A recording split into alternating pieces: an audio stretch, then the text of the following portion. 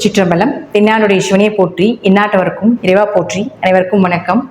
மகர ராசிக்குண்டான March மாத பலன்களை பத்தி பார்க்கலாம். மகர ராசியை பொறுத்த வரைக்கும் பாத்தீங்கன்னா முழுக்க முழுக்க முழுக்க மார்ச் 29ஆம் தேதியோட உங்களுடைய 7.5 சனி முடிவுக்கு வந்து விட்டது. உங்களை விட்டு விலகி விடுவார் சனி பகவான். அதற்கப்புறம் உங்களுக்கு யோகத்தை வாரி வாரி கொடுப்பார். ஏன்னா இப்ப குரு வந்து உங்களுடைய ராசியை பார்க்கிற இந்த ஒரு வருட காலங்களுமே மகர ராசிக்கு ஓரளவுக்கு நல்லதுதான் பண்ணிட்டு இருக்கார். ஸோ அதே போல 7.5 சனியும் முழுமையாக விலகும் பொழுது உங்களுக்கு நன்மைகளை மட்டுமே கொடுக்கக்கூடிய ஒரு அமைப்பு இந்த மாதத்திலிருந்து தொடங்குது அப்படிங்கிறத நம்ம எடுத்துக்கலாம். அதே போல பாருங்க, உங்களுடைய ராசிக்கு குரு அப்படின்னு சொல்லக்கூடியவர் உங்களுக்கு 3 மற்றும் 12ஆம் அதிபதியாகி உங்களுடைய ராசிக்கு 5ஆம் வீட்டில் இருக்கிறது மிகப்பெரிய ஒரு யோகம். அப்ப வெளிநாடு வெளியூர் பயணங்கள், இம்போர்ட் எக்ஸ்போர்ட் பிசினஸ் பண்ணக்கூடிய ஒரு அமைப்பு, தீர்த்த யாத்திரை போயிட்டு வர்றது, குழந்தைகள்னால பயனடைகிறது, குழந்தைகளுடைய தேவைகளை பூர்த்தி செய்யறது, இது போல விஷயங்கள் எல்லாமே இந்த குரு கொடுத்துட்டு இருப்பார் அப்படிங்கிறதா உண்மை. அடுத்தது 3 மற்றும் 12ஆம் அதிபதியான குரு அப்படின்னு சொல்லக்கூடியவர் என்னதான் வந்து உங்களுடைய ராசியை பார்த்தாலும் 11ஆம் இடம்னு சொல்லக்கூடிய லாபஸ்தானத்தையும் பார்க்கறதுனால லாபத்தையும் கொடுத்துட்டு தான் இருப்பார் அப்படிங்கிறது மாற்றம் இல்லை. அடுத்தது செவ்வாய். இந்த செவ்வாய் அப்படின்னு சொல்லக்கூடியவர் 4 மற்றும் 11ஆம் அதிபதியான செவ்வாய் இப்ப இருக்கக்கூடிய வீடு உங்க ராசிக்கு 6ஆம் வீட்டுல இருக்கார். 4 கூடையவர் 6ஆம் வீட்டுக்கு வந்தாலே கண்டிப்பாக வீடு மனை சொத்து இது ஏதாவது வாங்கறதுக்கு உண்டான ஒரு வாய்ப்பை ஏற்படுத்தி கொடுக்கும். மேக்சிமம் இந்த லோன் போட்டெல்லாம் வீடு கட்டலாம், லோன் போட்டெல்லாம் வந்து வண்டி வாகனங்கள் வாங்கலாம் அப்படின்னா இந்த 4-6 காம்பினேஷன் ரொம்ப முக்கியம். அந்த காம்பினேஷன் இப்போ உங்களுக்கு மகர ராசிக்கு இருக்கிறதுனால கண்டிப்பாக இந்த மாதத்துல ஏதாவது லோன் போட்டு வீடு வாங்குறதோ அல்லது லோன் போட்டு வண்டி வாகனங்கள் வாங்குறதுக்கு உண்டான அமைப்பை ஏற்படுத்தி கொடுப்பார். அப்ப அவரே உங்களுக்கு 11ஆம் அதிபதி ஆகிறதுனால வரக்கூடிய வருமானங்களும் வரக்கூடிய லாபங்களும் கடனுக்காகவோ நோய்க்காகவோ ஏதாவது செலவு செய்ய வேண்டிய ஒரு அமைப்பை கொடுக்கும். ரெண்டாவது பார்த்துட்டீங்கன்னா 11-6 காம்பினேஷன் அப்படிங்கிறது நல்ல வேலை ஏற்படுத்தி கொடுக்கும். எதிர்பார்த்த சம்பளத்தோட ஒரு ப்ரொமோஷன், அடுத்தது ஒரு இடம் விட்டு ஒரு இடம் மாறுறது, இது போல ஒரு வேலை சார்ந்த விஷயத்துல உங்களுக்கு நல்ல சக்சஸ் கொடுக்கக்கூடிய ஒரு அமைப்பு அப்படிங்கிறது இந்த மாதத்துல நிச்சயமாக உண்டு. அடுத்தது சுக்கிரன். சுக்கிரனை பொறுத்த வரைக்கும் பாத்தீங்கன்னா 5 மற்றும் 10ஆம் அதிபதி. இந்த 5ஆம் அதிபதி சுக்கிரன் வந்து உங்களுக்கு உச்சமாகி ராகுவோட இருந்த காலகட்டங்கள்ல பணவரவு அதீதமா வந்திருக்கும் இந்த வருடங்கள், அதாவது இந்த மாதங்கள். இப்போ அந்த சுக்கிரன் உச்சமாகி வக்ரம் பெறுகிறார். எப்பவுமே ஒரு உச்சம் பெற்ற கிரகம் வக்ரம் பெறும் பொழுது நீசத்தன்மை அடையும்.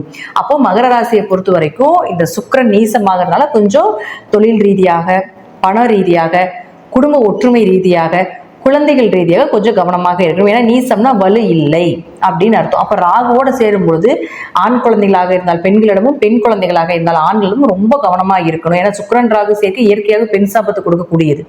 கூடவே இப்ப வேற புதன் வேற இருக்காரு. அப்ப புதன்னா குழந்தைகள்னு சொல்றோம். அப்போ சுக்கிரனும் குரு 2 பேருமே பாத்துட்டீங்கன்னா பரிவர்த்தனை ஆகுறாங்க. அப்ப குழந்தைகள் யாராவது இருக்கீங்க, 10 வயதுக்குள்ள இருக்கக்கூடிய கன்னி குழந்தைகளை ரொம்ப கவனமா வச்சுக்கோங்க. தேவையில்லாத ஒரு பிரச்சனைகளை கொண்டு வந்தே தீரும். அதுவும் இந்த காம்பினேஷன் இருக்கக்கூடிய குழந்தைகளுக்கு கண்டிப்பாக ஏதாவது ஒரு சின்ன ஒரு சம்பவமாவது பண்ணிட்டு போகும் அப்படிங்கறதா உண்மை. சோ அதனால கொஞ்சம் கவனமா இருந்து குழந்தைகளையும், அதே போல உங்க ஜாதகத்தில் இருந்தாலும் ஆண்களாக இருந்தால் பெண்கள் இடத்துல, பெண்களாக இருந்தால் ஆண்கள் இடத்துல கொஞ்சம் கவனமா இருந்துக்கோங்க. அடுத்தது புதன். இந்த புதனை பொறுத்த வரைக்கும் பாத்தீங்கன்னா புதன் அப்படின்னு சொல்லக்கூடிய உங்களுடைய ராசிக்கு 6 மற்றும் 9ஆம் அதிபதி. அப்ப அவரும் பாத்தீங்கன்னா நீசமா இருந்தார். இப்போ வக்ரமாகிறார் 15ஆம் தேதிக்கு மேல. நீசம் பெற்ற கிரகம் வக்ரமானால் உச்சமாகுது. அப்போ புதன் உச்சத்தை கொடுக்குது. சுக்கிரன் உச்ச பலனை இழக்குது, புதன் உச்சத்தை அடைகிறார். அப்ப என்ன மாதிரி பலன்கள் அப்படின்னு பாத்துட்டீங்கன்னா கடன் நோய் வழக்கு இருந்தா விலகுவது, கடன் வாங்கி செய்யக்கூடியது சீக்கிரமா லோன் கிடைக்கிறது, சீக்கிரமா அந்த ப்ராசஸ் நடக்கிறது, கடன்னால உங்களுக்கு வந்து இருக்கக்கூடிய அந்த தலைவலி பிரச்சனைகள், அந்த மனக்குழப்பங்கள் இதெல்லாமே குறைவதற்குண்டான வாய்ப்புகள், பூர்வீக சொத்துக்கள் கிடைப்பது, நல்ல வேலை வாய்ப்புகள் அமைஞ்சு வர்றது, அதே போல எதிர்பார்த்த வேலை, எதிர்பார்த்த சம்பளத்தோட அப்பாவனோட உதவிகள் கிடைப்பது, இதனால அப்பாவுங்களுக்கு சண்டை சச்சரவு இருந்தாலும் கூட இந்த காலகட்டங்களில் கொஞ்சம் நிம்மதியா இருக்கிறதுக்கு உண்டான வாய்ப்பு இதெல்லாமே நிச்சயமாக இந்த புதன் ஏற்படுத்தி கொடுப்பார். உயர்கல்வி படிப்பதற்கு உண்டான வாய்ப்பு இதெல்லாமே ஏற்படுத்தி கொடுத்தே ஆகணும் அப்படிங்கிறது இந்த புதன் உச்சமாகிறதுக்கு உண்டான பலன். அடுத்தது சூரியன்.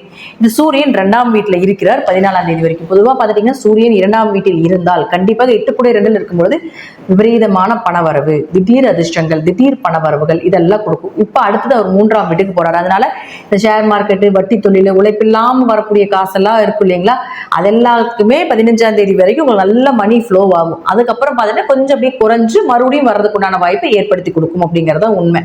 மகர ராசியை பொறுத்த வரைக்கும் உங்க ஜாதகத்துல இந்த பாருங்க சுக்கிரன் ராகு இதெல்லாம் வந்து பெண் சாபத்தை கொடுக்கக்கூடிய அமைப்பு.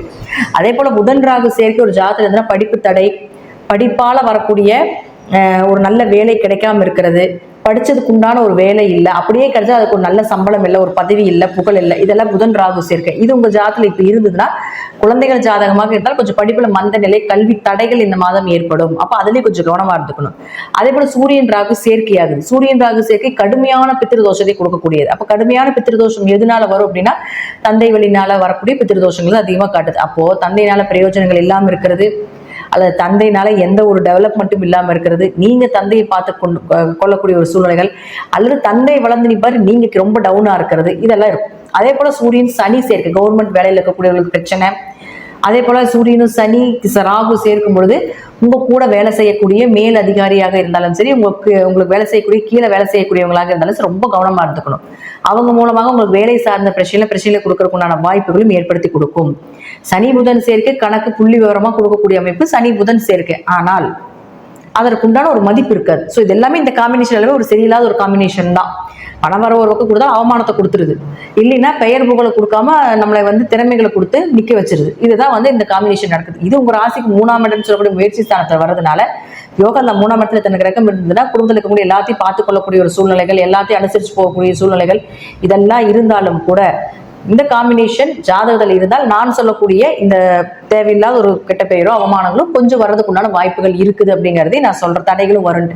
ஸோ அதில் கொஞ்சம் கவனமா இருந்துக்கோங்க. மகர ராசியை பொறுத்த வரைக்கும் காசு குணம் சொத்து சேர்க்கைக்கு இனி வரக்கூடிய காலத்துல கவலை இல்லை. அது இந்த மாசம் சூப்பரா இருக்க போது பயமே இல்லை. 15ஆம் தேதி வரைக்கும் உங்க பிளானிங் எல்லாமே பணம் சார்ந்த விஷயம் எல்லாமே 15ஆம் தேதி வரைக்கும் வச்சுக்கோங்க. அதற்கு மேலே கூட கொஞ்சம் டவுன் ஆகலாம். ஆனா அதற்கு முன்னாடி அதே மணி ஃப்ளோ ஆகிற வாய்ப்புகள் உண்டு. ஸோ 10ஆம் அதிபதி நீசமாக்கிற புதிய தொழில் தொடங்க வேண்டாம். புதிய தொழில் சார்ந்த விஷயங்கள்ல பணம் இன்வெஸ்ட்மெண்ட் பண்ணாம இருக்கிறது நல்லது. இருக்கிறது என்னவோ அதை வச்சு பண்ணீங்களா பெரிய டெவலப்மெண்ட் உண்டு அப்படிங்கிறது அமைப்பு. ஸோ இந்த மாசம் மகர ராசிக்கு ஒரு யோகத்தை கொடுக்கக்கூடிய ஒரு மாதமாகத்தான் இருக்கும். இருப்பினும் கொஞ்சம் இந்த காம்பினேஷன் இருந்தால் கொஞ்சம் கவனமா இருந்து செயல்படுத்தி கொள்ளுங்கள் அப்படிங்கிறத சொல்றோம். தசாபுத்தி நல்லா இருந்தால் பெரிய பாதிப்புகள் இல்லை. தசாபுத்தி சரியில்லைன்னா கொஞ்சம் கவனம். இறைவனை சரணடையுங்கள். பைரவருடைய வழிபாடும் சிவன் வழிபாடும் உங்களுக்கு ரொம்ப கை கொடுக்கக்கூடிய ஒரு வழிபாடாக இருக்கும் இந்த மாதம். நன்றி. மீண்டும் ஒரு நல்ல பதிவில் சந்திக்கலாம். திருச்சிற்றம்பலம், தில்லையம்பலம், ஸ்ரீ நரசிம்ம திருவடி சரணம்.